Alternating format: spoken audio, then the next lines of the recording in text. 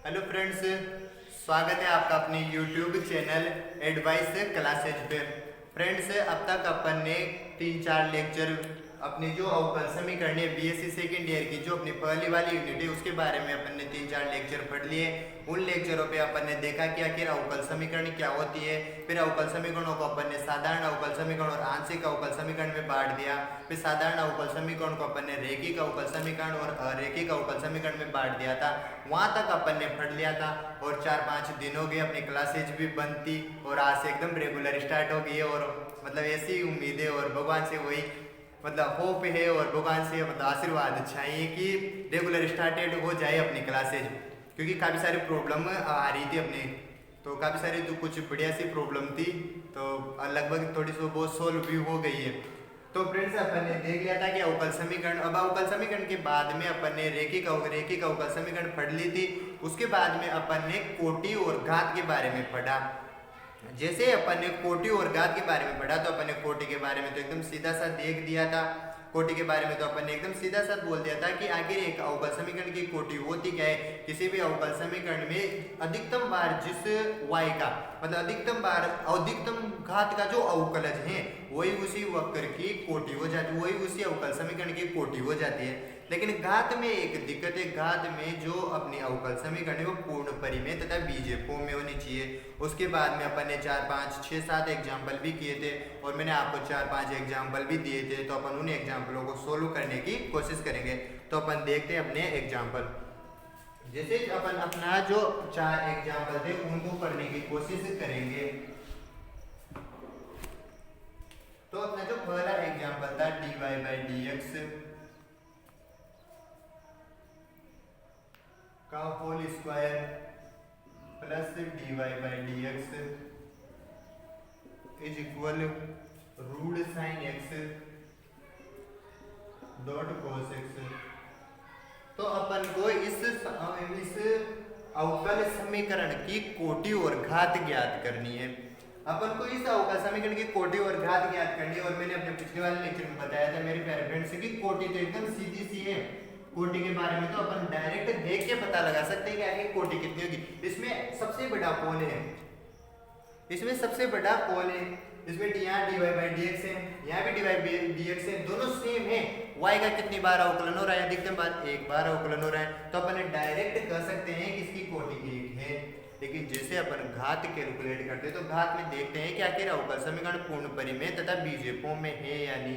तो अपन देखेंगे कि ये पूर्ण परिमेय या बीजीय फॉर्म में नहीं। देखिएगा dy/dx है, इसकी घात भी पूर्ण परिमेय एकदम बीजीय फॉर्म में है। और मैंने कहा था कि dy/dx की घात ही पूर्ण परिमेय में होनी चाहिए, अपन को x और y से कोई मतलब नहीं है। तो अपन अब इसमें सबसे बड़ा कौन है dy/dx, इसकी घात कितनी है 2, तो अपन डायरेक्ट कह सकते हैं कि इसकी घात कितनी हो जाएगी 2, तो इसकी कोटि 1 और घात कितनी हो जाएगी 2 हो जाएगी।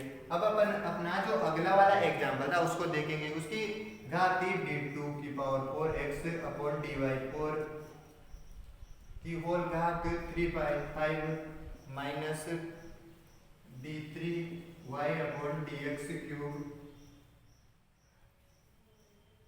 d3x dx की पावर 4 और उसके बाद में जाएगा d3y/dx क्यूब 5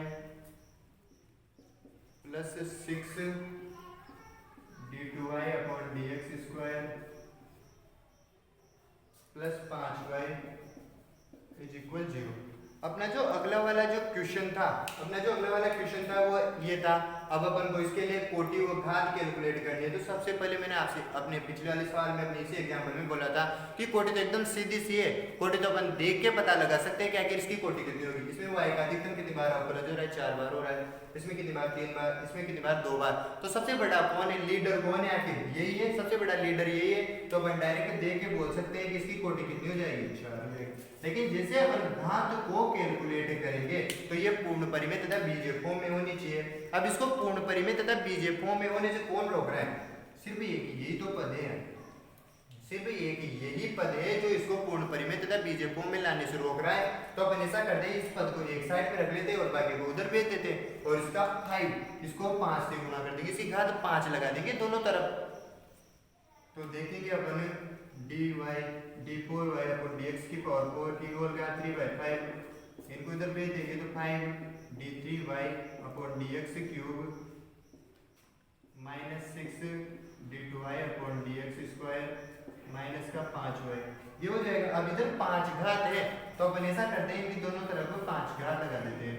इधर भी जैसे 5 घात लगाएंगे तो आपको पता है 5 से तो 5 कट जाएगा, इसकी घात कितनी बच जाएगी, 3 बच जाएगी। और इसमें सबसे बड़ा कौन है, लीडर कौन है, d2y अपॉन dx की पावर 4, 3 बच जाएगी। तो घात कितनी हो जाएगी, 3।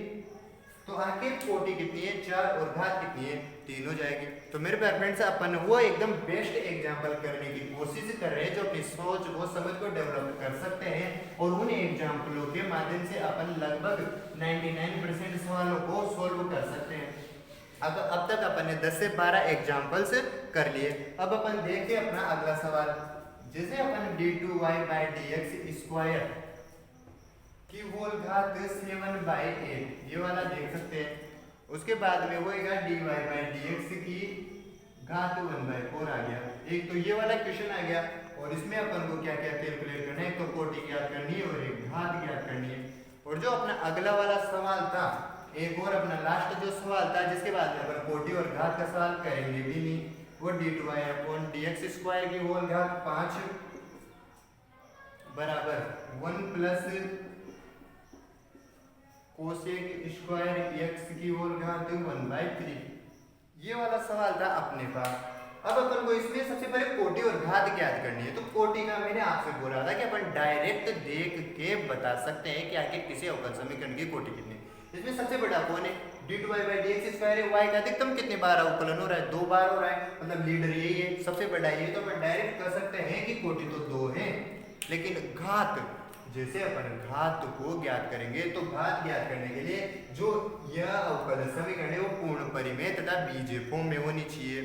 dy/dx की कोई भी अपरिमेय या कोई पूर्णांक मतलब अपूर्णांक जो पॉइंटों में है, जैसे 1/4 को 0.25 लिख सकते हैं, ऐसी कोई घात नहीं होनी चाहिए।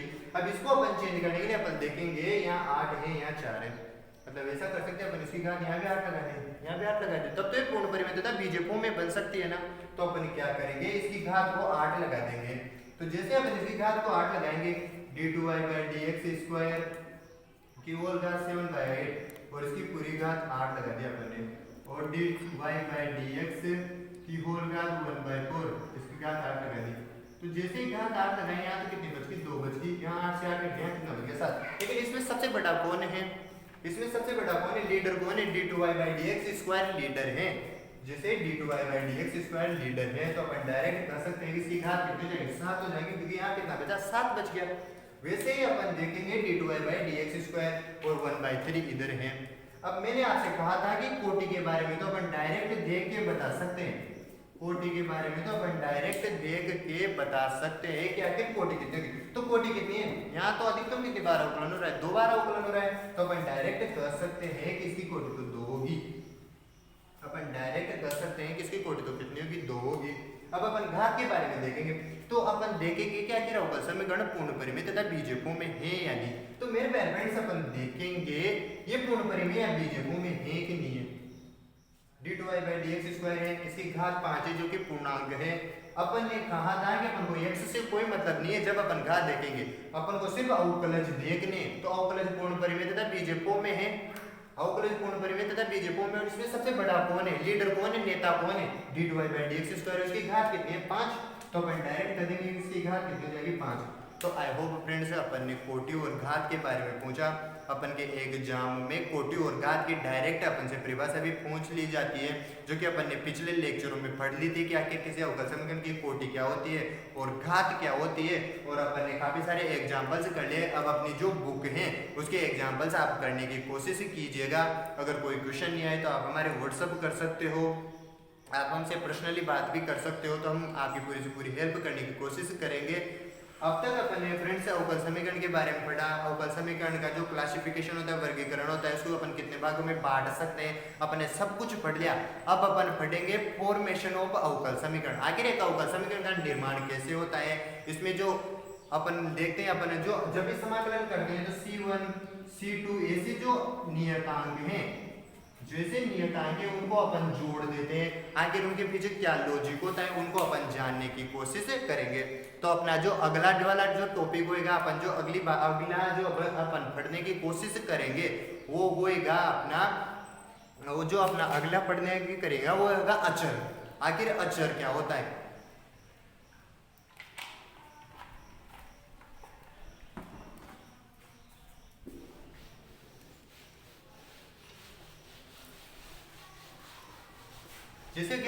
जैसे कि मेरे प्यारे फ्रेंड्स से अपन देखते हैं, ये है 3x + 5। 3x + 5 है। अब अपन को पता है कि यदि अपन किसी भी समीकरण का किसी भी पद का अपन अवकलन कर दे, जैसे अपन ने अवकलन कर दिया, अगर उसका अपन वापिस समाकलन कर देंगे तो अपन को वापिस वही प्राप्त हो जाएगा। जैसे कि अपने पास x² है, x² इसका अपन अवकलन किया तो कितना हो गया 2x, लेकिन इसका वापिस अगर अपन समाकलन कर देंगे तो कितना हो जाएगा 2x² 2। वापिस हो गया, अपन को प्राप्त हुआ कि नहीं हुआ, अपन को वापिस वो प्राप्त हो गया। लेकिन अगर ऐसा केस आ जाए कि अचर हो, इसके साथ जैसे 3x + 5 है, ये एक अचर है, अगर इसमें अचर आ जाए तो उस जगह पर अपन अपनी इच्छा से कोई भी स्वैच्छिक नियतांक जोड़ देते हैं। अब जैसे अपन इसका अवकलन करेंगे तो इसका अवकलन कितना हो जाएगा 3 हो जाएगा। अगर इसका अपन समाकलन करेंगे तो 3x हो जाएगा। तो अपन को वापिस ये कहाँ मिला, अपन को वापिस ये नहीं मिला, क्या नहीं मिला 5 नहीं मिला। अपन इस 5 की कमी को पूरा करने के लिए C1 C2 के अपनी इच्छा से जो अपन को बेस्ट नियतांक लगता है वो जोड़ देते हैं, और इस नियतांक को अपन कहते हैं स्वैच्छिक नियतांक। इसको अपन क्या कहते हैं स्वैच्छिक नियतांक कह देते हैं। जैसे ही अपन इसको स्वैच्छिक नियतांक कह देंगे, और इस स्वैच्छिक नियतांक की डिफरेंट कंडीशन में डिफरेंट सवाल में इसकी वैल्यू अलग अलग हो सकती है। अब अपन देखते हैं आखिर अचर होते हैं या जो नियतांक होते हैं वो कितने प्रकार के होते हैं। जो अपने अचर होते हैं, अचर अपने नियतांक नहीं कहेंगे, अचर कह सकते हैं। आखिर नियतांक कितने प्रकार, अचर कितने प्रकार, अचर 2 प्रकार के होते हैं मेरे प्यारे। एक तो होता है नियत और एक होता है स्वैच्छिक। एक तो क्या होता है नियत होता है, एक स्वैच्छिक होता है। नियत में तो कितनी आ गई, 1 2 3 आ गई, 1 2 3 आ गया, ये भी तो एक अचर है। अचर नंबर है 1 2 3। जैसे एक पाई आ गया, पाई का अपन को पता है कि इसका वैल्यू 22/7 या 3.14 होएगी, तो अपन को पता चल गया कि ये तो एक नियत वैल्यू है। अपन को पता चल गया कि तो एक नियत वैल्यू एक स्वैच्छिक है। स्वैच्छिक जैसे अपन ने C1 जोड़ दिया, ये स्वैच्छिक है, अपनी इच्छा से जोड़ा है तो C1 हो गया। जैसे अपन ने C2 जोड़ दिया, कोई 5 जोड़ दिया, K जोड़ दिया, अपनी इच्छा से जो भी नियतांक जोड़ देते हैं उनको अपन स्वैच्छिक नियतांक कह देते हैं। और नियत क्या होता है 1 2 3 4 5 होता है। अब अपन देखेंगे कि आखिर इनके पीछे लॉजिक क्या होता है। अब देखिएगा मेरे फ्रेंड्स, जैसे अपन ने कोई एक समीकरण है, जैसे कोई एक समीकरण आ गया अपने पास 3x + 5 आ गया, 3x + 5 आ गया, अपन इसका समाकलन करेंगे। जैसे अपन ने इसका समाकलन किया तो समाकलन x के सापेक्ष करेंगे। जैसे अपन ने इसका एक बार समाकलन कर दिया तो ये हो जाएगा 3x² 2 + 5x + C1 हो जाएगा। अपन एक बार और करते हैं तो कितना हो जाएगा, जैसे अपन इसका एक बार और समाकलन करते हैं तो ये हो जाएगा 3x⁴/6 हो जाएगा, इससे कट जाएगा 2 आ जाएगा, ये हो जाएगा अपने पास। और यहाँ हो जाएगा 5x² 2 हो जाएगा + C1x + C2 आ जाएगा। अपन इसका एक बार और कर देते हैं तो यहाँ हो जाएगा 3x⁴/8 5x⁴3/6 + C1x² + C2x + C3। जैसे ही अपन देखते हैं इनमें आप ज्यादा गौर मत कीजिएगा। C1 यहाँ एक बार समाकलन किया तो एक बार क्या है C1 आ गया, 2 बार समाकलन किया तो 2 C1 + C2 आ गया, 3 बार समाकलन किया तो 3 समाकलन स्थिरांक आ गए। तो अपन डायरेक्ट कह सकते हैं मेरे प्यारे फ्रेंड्स कि किसी भी अवकल समीकरण में जितने समाकलन नियतांक होंगे उसका उतनी बार समाकलन होगा। किसी भी अवकल समीकरण में मतलब किसी भी समीकरण में जितनी बार समाकलन हुआ होगा उसमें क्या आएंगे, उसमें क्या आएंगे, स्वैच्छिक नियतांक आएंगे। और अपन जानते हैं कि किसी भी अवकल समीकरण है, कोई समीकरण है, उसका अगर समाकलन हो रहा है और अपन उसका अवकलन कर दे तो अपन को वापस वही समीकरण प्राप्त हो जाते हैं। अपन को तो सीधा सीधा ये याद रखना है कि ये जो स्वैच्छिक नियतांक होते हैं ना, ये स्वैच्छिक नियतांक किसी भी अवकल समीकरण की अपन को कोटि बता सकते हैं। अपन तो डायरेक्ट ये याद रख सकते हैं कि ये जो स्वैच्छिक नियतांक है वह अपन को किसी भी अवकल समीकरण की कोटि बता सकते हैं। जैसे कि अगर किसी अवकल समीकरण में द्विस्वैच्छिक नियतांक है तो अपन को पता चल जाएगा कि उस अवकल समीकरण में 2 बार अवकलन होएगा, और 2 बार अवकलन होएगा इसका मतलब इस अवकल समीकरण की कोटि कितनी हो जाएगी, 2 हो जाएगी। अपन को पता लग जाएगा कि उस अवकल समीकरण की कोटि कितनी हो जाएगी, 2 हो जाएगी। तो अपन देखते हैं अवकल समीकरण का निर्माण, फॉर्मेशन ऑफ अवकल समीकरण, फॉर्मेशन ऑफ अवकल समीकरण देखते हैं अपन।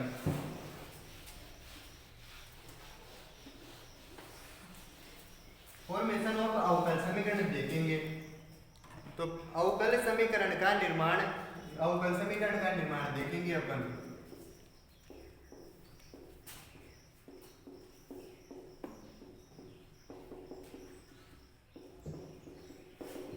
अवकल समीकरण का निर्माण, जैसे कि अपन के पास एक समीकरण आ गई, जैसे अपने पास एक ये समीकरण आ गई। अब अपन उसके पहले अपन कुछ चीजें जान लेते हैं। जैसे कि मेरे फ्रेंड्स एक समाकलन स्थिरांक C1 है, किसी अवकल समीकरण एक C2 है, दोनों अलग अलग स्थिरांक हैं, अलग अलग नियतांक है, तो अपन इनको कर सकते हैं कि 2 हैं। लेकिन जैसे इनके बीच में प्लस लग गया, तो ये एक ही हो गया, दोनों मिल गई, सी लिख सकते। क्यों लिख सकते हैं, जैसे कि अपन देखते हैं पहले का मान 2 है, दूसरे का मान 4 है, क्योंकि इनका मान तो कुछ भी हो सकता है, दोनों जुड़ के कितने हो जाएंगे, 6 हो जाएंगे। तो 6 को तो अपन एक ही कैलकुलेट करेंगे, तो अपन कर सकते हैं कि C1 और C2 ये दोनों एक ही हैं। अगर किसी कंडीशन में C1 dot C2 dot C3 आ गया तो अपन इनको भी डायरेक्ट एक ही बोल सकते हैं, यदि C1 अपॉन C2 आ गया तो इनको भी अपन डायरेक्ट एक ही बोल सकते हैं।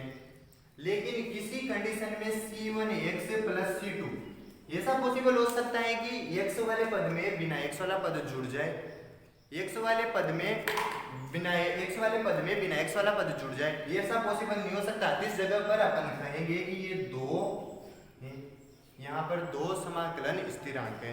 अब अपन देखते हैं फॉर्मेशन ऑफ अवकल समीकरण का निर्माण। जैसे अपन अवकल समीकरण का निर्माण पढ़ेंगे मेरे प्यारे फ्रेंड्स, तो अपन अवकल समीकरण देखेंगे। तो सबसे पहले अपन देखते हैं, मान लिया अपने पास एक इक्वेशन आ गया y बराबर a tan x। अब सबसे पहले अपन देखते हैं कि इसमें कितने स्थिरांक हैं। देखिएगा y है और x है, तो एक दूसरे पर डिपेंड करते हैं, एक तो आश्रित होगा एक स्वतंत्र होगा, लेकिन इसमें एक है, ये तो कितना है, स्थिरांक है, अचर है। मतलब अपने पता चल गया कि इससे जो अवकल समीकरण का निर्माण होएगा वो एक कोटि की होएगी, मतलब उसमें केवल dy/dx आएगा, d2y/dx नहीं आएगा। अब अपन को जब ऐसे अवकल समीकरणों को सोल्व करना होता है तो अपन इसको a को एलिमिनेट करना है, इस a को रिमूव करना है, इस a को हटाना है। तो इसके लिए अपन सबसे पहले क्या करेंगे, अवकलन करेंगे। सबसे पहले लिखेंगे अपन अवकलन करने पर, जैसे अपन ने अवकलन किया तो यहाँ तो हो जाएगा dy/dx हो गया, इसको अपन क्या लिख सकते हैं, y डैश लिख सकते हैं। जैसे अपन ये लिखा, ये tan का कितना होता है, sec² x हो गया। ये तो अपने पास समीकरण फर्स्ट थी, अब इस समीकरण से करते हैं तो अपन कैसे भी करके इस a को रिमूव कर सकते हैं। चाहे तो अपन इसमें इसका भाग दे दें, इसमें इसका भाग दे दें, किसी का भी भाग दे दे और अपन इसको रिमूव कर सकते हैं। तो अपन लिखेंगे समीकरण 2 अपॉन फर्स्ट से, जैसे अपन समीकरण 2/1 लिखेंगे तो y डैश अपॉन y बराबर a sec² x upon a tan x, ये हो जाएगा। a से तो a कट गया और अपना काम ही ये था, अपन को तो कैसे भी करके a को हटाना था। जैसे अपने पास a हटा तो अपने पास बच गया y डैश बराबर sec² को अपन लिख सकते हैं, y डैश बराबर y इधर गुणा हो जाएगा, sec² को अपन लिख सकते हैं 1 अपॉन cos² x, और tan को क्या लिख सकते हैं, cos x upon sin x, क्योंकि ये उल्टा हो जाएगा, tan है तो यहाँ तो आ जाएगा sin x और ऊपर आ जाएगा cos x। a cos से a cos कट गया, तो वाई डैश, हम वाई डैश की जगह क्या लिख सकते हैं, dy बाई dx बराबर y, और cos, एक cos है ऊपर जाएगा क्या हो जाएगा sec x, और ये कितना हो जाएगा cosec x। तो देखिएगा मेरे प्यारे फ्रेंड्स, इससे अपन को जो अवकल समीकरण प्राप्त हुए, अपने पास क्वेश्चन आएगा y बराबर tan x के अवकल समीकरण ज्ञात कीजिए, तो अपन के पास जो अवकल समीकरण प्राप्त हुई वो dy बाई dx की फॉर्म में प्राप्त हुई। इसकी कोटि कितनी है, 1 है। यहाँ पे नियतांक कितना था, 1 है। तो अपन मेरे प्यारे फ्रेंड्स अपन बोल सकते हैं कि नियतांक और अवकल समीकरण की कोटि आपस में कोरिलेटेड है। अगर जितने नियतांक होंगे उतनी कोटि होगी, जितने नियतांक होंगे उतनी कोटि होगी, जितनी कोटि होगी उतने नियतांक होंगे। अब अपन देखते हैं अपना अगला एग्जाम्पल। जैसे अपन अगला एग्जाम्पल देखेंगे, तो अपना जो अगला वाला एग्जाम्पल होएगा वो ये है, अपन ये काफी सारे एग्जाम्पल देखते हैं। y बराबर 2e की पावर 2x प्लस b की पावर माइनस 2x, और a और b स्वेच्छ अचर है। अपन को डायरेक्ट लिखे देगा कि a और b स्वेच्छ अचर है। अब इसमें कितने स्वेच्छ अचर है, 2 स्वेच्छ अचर है a और b। जैसे a और b 2 स्वेच्छ अचर है, अपन को पता चल गया कि इससे जो अपन को अवकल समीकरण प्राप्त होगी वो किस कोटि की होगी, 2 कोटि की होगी। तो अपन को कितनी बार अवकलन करना पड़ेगा, 2 बार करना पड़ेगा। तो अपन सबसे पहले देखते हैं x के सापेक्ष अवकलन करने पर, जैसे अपन x के सापेक्ष अवकलन करेंगे तो यहाँ आएगा dy by dx, a e की पावर x का e की पावर x हो जाएगा, और e की पावर x का 2x का भी होएगा तो आगे कितना आ जाएगा, 2 आ जाएगा, प्लस b e की पावर 2x, इसका 2 हो जाएगा, और x इसका कितना होगा, -2 होगा। ठीक है, अब अपन को तो एक बार और अवकलन करना है, तो अपन पुनः अवकलन करेंगे। तो पुनः अवकलन करने पर, पुनः अवकलन करेंगे, जैसे अपन इसका दोबारा अवकलन करेंगे तो y डबल डैश हो जाएगा, y डबल डैश बराबर d2y अपॉन dx स्क्वायर। अब जिसे इसका करेंगे तो 2a 2 का वही रहेगा, e की पावर x का e की पावर x अभी 2a है तो इसका कितनी बार हो जाएगा, 2 हो जाएगा, 2 साथ में और गुणा हो जाएगा, प्लस b e की पावर -2x -2, तो पहले का एक बार और करेंगे तो -2 और आ जाएगा, तो -2 हो गया। तो मेरे प्यारे फ्रेंड्स अपन देखते हैं यहाँ पर y बराबर d2y upon dx square, y बराबर d2y अपॉन dx स्क्वायर बराबर y बराबर d2y अपॉन dx स्क्वायर बराबर, यहाँ हो जाएगा 4 कॉमन ले लेंगे अपन, तो यहाँ तो बच जाएगा a e की power 2x plus b e की पावर -2x। जैसे अपन कहें कि y डबल बराबर d2y अपॉन dx स्क्वायर बराबर 4। अब जो ये वाला पद है y बराबर a e की power 2x plus b e की पावर 2, ये पूरा का पूरा y है, तो अपन यहाँ लिख सकते हैं। अपना जो पहला मकसद था a और b को हटाना था, a और b हट चुके हैं। जैसे a और b हट चुके हैं तो अपन लिख देंगे direct d2y upon dx square और -4y इज इक्वल 0। तो अपनी जो अवकल समीकरण होएगी वो ये आ जाएगी d2y upon dx square -4y बराबर 0, d2y upon dx square -4y बराबर 0। तो अपन ने क्या किया, a और b 2 स्वेच्छ अचर थे, उनको अपन ने कैसे भी करके एलिमिनेट कर दिया।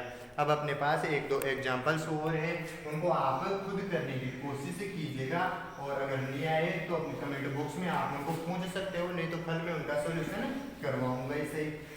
तो अपने पास जो अगला जो ये है, जो अपने पास अगले एग्जांपल्स हैं वो हैं y बराबर c x माइनस सी का होल स्क्वायर। अपना जो पहला क्वेश्चन होएगा y बराबर c x माइनस सी का होल स्क्वायर हो जाएगा। जो दूसरा क्वेश्चन है वो क्वेश्चन x बराबर a cos nt plus alpha, ये वाला हो जाएगा। और जो क्वेश्चन है अपना अगला, तो अपने पास पूरे ये 2 क्वेश्चन हैं। इन 2 क्वेश्चनों के संगत आपको अवकल समीकरण प्राप्त करनी है, इन दोनों को आप करने की कोशिश कीजिएगा। अगर नहीं आए तो आप कमेंट बॉक्स में आपका स्वागत है, कल मैं आपको इनका सॉल्यूशन भी बताऊंगा। फ्रेंड्स, वीडियो के लास्ट में इतना सा कहूँगा कि आप अपनी जो बुक है उसके क्वेश्चन को सोल्व करने की कोशिश कीजिएगा। अगर उनमें कोई प्रॉब्लम आए तो हमारे व्हाट्सअप नंबर है, आप व्हाट्सअप नंबर में भेज सकते हो, हमसे पर्सनली बात कर सकते हो। और अगर कोई भी दिक्कत आएगी तो कर सकते हो। बस आपसे इतना सा करना है कि वीडियो को ज़्यादा लाइक कीजिएगा, शेयर कीजिएगा, सब्सक्राइब कीजिएगा। और वीडियो के लास्ट में सिर्फ फ्रेंड्स इतना सा कहूँगा कि देखना एक दिन अपने पास भी डिजिटल बोर्ड होएगा जो अपना चैनल हो एजुकेशन के फील्ड में one of the famous education चैनलों में से एक होएगा। बस आपके प्यार और सपोर्ट की ज़रूरत है। मिलते हैं अपने अगले वीडियो में, तब तक के लिए bye bye, take care, love you.